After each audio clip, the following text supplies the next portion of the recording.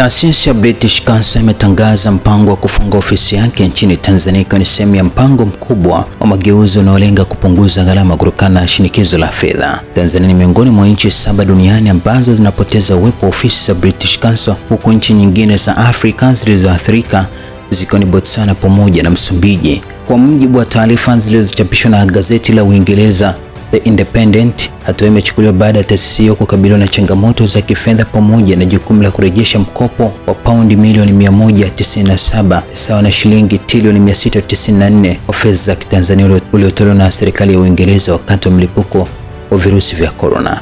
Nchi nyingine zitakazofunga ofisi za British Council ni Chile, Peru, Croatia, Trinidad na Tobago. British Council imesema pamoja na kufunga ofisi hizo itaendelea kutekeleza programu zake za maendeleo na inatarajia kuendelea kupata kiwango kile kilichofadhili kutoka serikali ya Uingereza kupitia mpango wa msaada rasmi wa maendeleo.